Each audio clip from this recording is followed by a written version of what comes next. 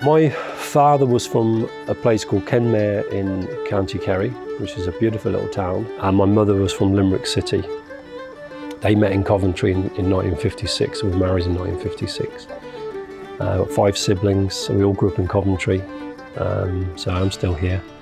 And we grew up with there was a lot of Irish in Coventry at that time, so they all came over post-war. So I've always been connected to my Irishness. The Irish Society was set up by our honorary president, David Cairns. His vision and the reason for the charity was to help the vulnerable Irish. The majority of the community did very well, but for example, the older Irish at the time, they were in hostels. So it was trying to get welfare services and health services to that first generation. That was the whole purpose behind it. So that was 32 years ago. Over that time, we've done an awful lot of welfare advice. It's always been our main thing. So we've done at least 3,000 Irish pension forms. And we help people get their UK pensions, welfare benefits and things like that. The service has gradually moved towards having more Irish passport and citizenship inquiries than anything else we do. It's over 50% of everything we do now. In the 91 census, you had over 13,000 Irish born on that census, and in 2001 it was 7,000. So the community reduced by half, and we're assuming it's reduced again by half. So we estimate there's around 50,000 in Coventry now with an Irish connection, which would be an Irish parent or grandparent. A lot of second and third generation are using the service to get their passports and citizenship. Other than that, we do a lot of social befriending. My name is Matt Berry, and I come from Dublin, probably not off my accent. I came over to Coventry in 1965, and I brought my wife, well, my fiancée over with me at that time. We were engaged, but the chances of buying a house in Dublin was ridiculous. It was sky high, the market, and it still is today. But when we come to Coventry, Coventry was a lovely city. There was loads of work, plenty of car factories. You had the Dunlop, you had the GC, Cortals. So we were lucky. Got married in 1966. We've had a lovely life. We joined the Irish Society roughly 20 years ago. And again, it was to keep in contact with the Irish community. Now today, we have a Tuesday club, which is the Claddagh Club. And on a Friday, then we have the Friendship Group. Around about the same number of people in both. Tomorrow, with the Friday Club, we go to the Walsgrave for lunch. And we'll have 25 people going there. Generally, we have a good time. And again, it keeps us out of the house, keeps us active, which is the important thing.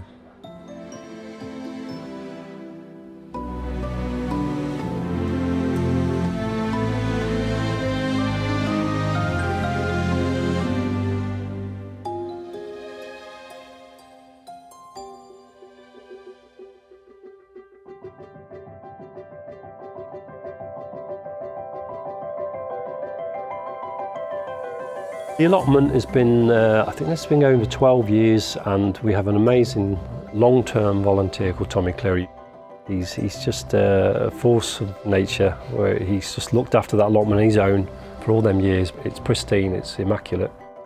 He brings in the produce for the groups, and it's like a little fundraiser. Several people have been involved over the years. It's been a nice addition to the charity, you know.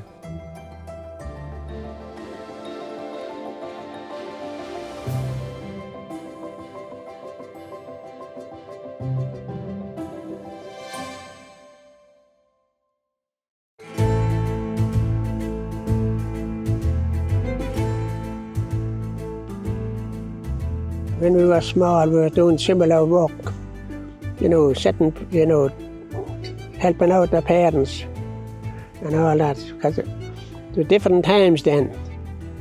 When you were 4 or 5 or 6 years of age, you were expected to do your own little jobs, We had 14 or 15 people here at one time, but we're down to 3 or 4 now.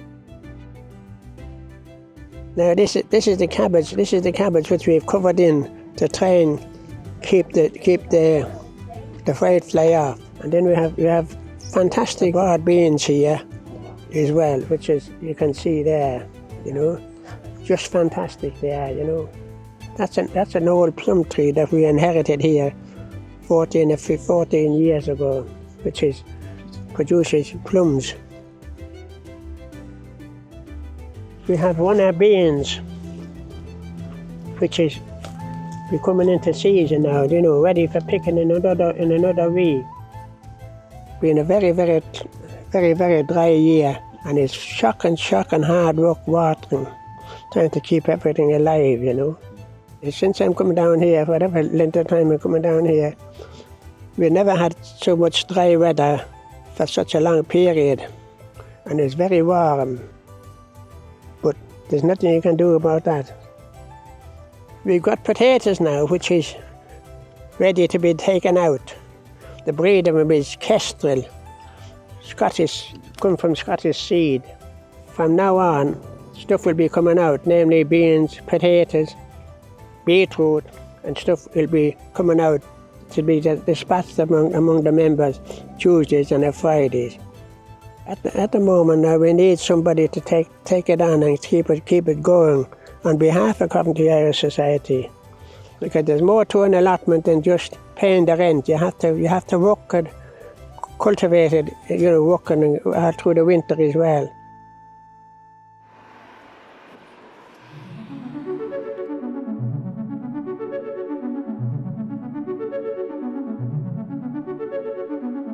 Eaton House is a bit of a godsend. We've moved 5 times since 2015, and this is now a free space provided by Friargate Projects, and we've just been given another 3-year contract.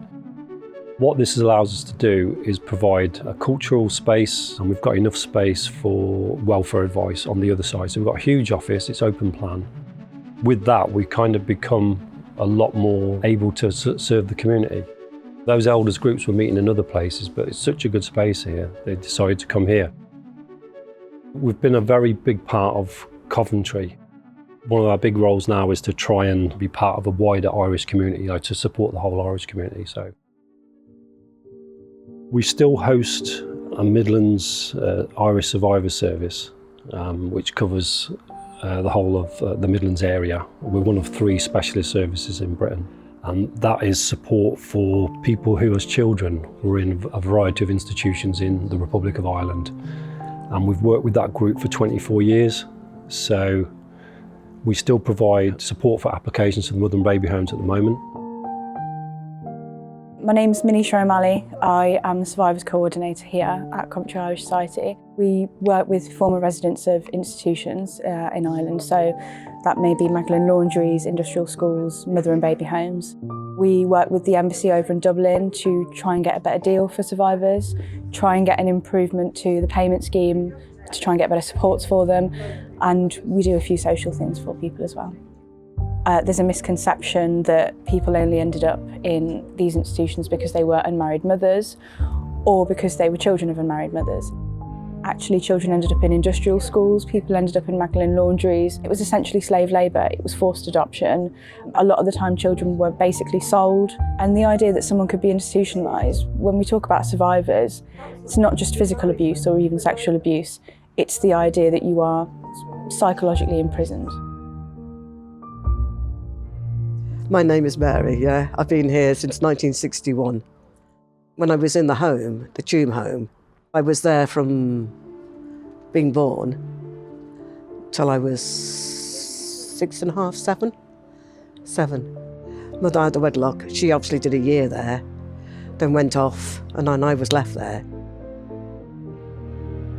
Luckily for me, I'm not one of them ones in the, for the Tomb home, what's going on there at the moment. But I was there for quite a while, came here, but never really settled here. So then when I came here, I was put into another home again after a year because it just wasn't working. When you have your records, it's all redacted. You got nothing on the records.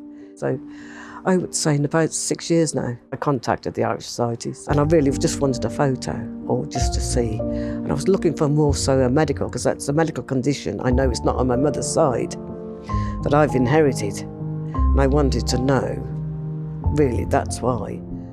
People don't really like to talk about it, but to me, I think the Irish Society is quite good and can help them. You don't want to break up old wounds, innit? Because it can sometimes, you can get emotional.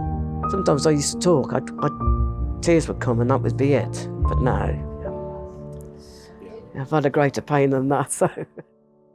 My name is Margaret Campbell. I was born in Dublin and I was taken away as a baby, newborn baby, from my mother into an institution in Cavan. It was called Portlares. That's all I know until I left, which I was about 15, which I found that my mother took me out, and then my father found out, and then he took me from my aunties in Blackrock in Dublin over to Leicester. The same day that he came to see my auntie, he asked my auntie if he could take me for some sweets and then took me straight over on the ferry. I didn't know what the world was like outside. It was a shock, total shock. We got tortured, and it should never be forgotten what's happened to the survivors. Never ever forget what we had to go through. I think there's not a lot of awareness about these issues. I think a lot of people think that whatever happened in Ireland in those institutions, it's in the past and we've got to move on. I think the only way you can move on is if you acknowledge it and if you deal with it. And ultimately people need the support. That's why it's important. There are people with needs. With any historic breach of human rights, it's women and children that bear the brunt.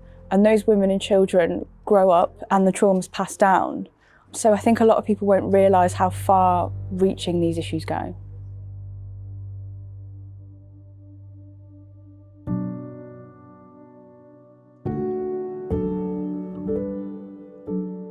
You can't make right what's happened, but you can give people the opportunity to breathe and to laugh and to enjoy themselves. That's one of the things that I'm proudest about, that I feel I've achieved. We've got an established group that have been meeting for a long time, but the other thing that people maybe aren't aware of, and this is the other reason why we really could do with a bit more support, is that we're one of only 3 services in Britain that support survivors, which isn't a lot, and our remit is as vast as the whole of the Midlands, and we are the only one that doesn't have our own building, so that is quite a big limitation. I've come out fighting. Big time. I don't know how this has happened, but it has happened. Normally I was always very quiet, but since I've been with the Irish people, something within me is forcing me to do what I have to do. I just hope I get what we need at the end of the day, which is our own building. I would say the biggest impact is where we've provided the culturally sensitive service for Irish people who feel comfortable to come and get help. So rather than go to social services or health, they would come here and they'd feel comfortable, and we could negotiate with social services and health if necessary. I think in terms of the vision, we'd love to have a permanent building where you could have like the exhibition displayed permanently and everything we've got here and better, Something that would celebrate all the Irish arts and culture, but also provide the advice as well, and that would be something for the whole Irish community.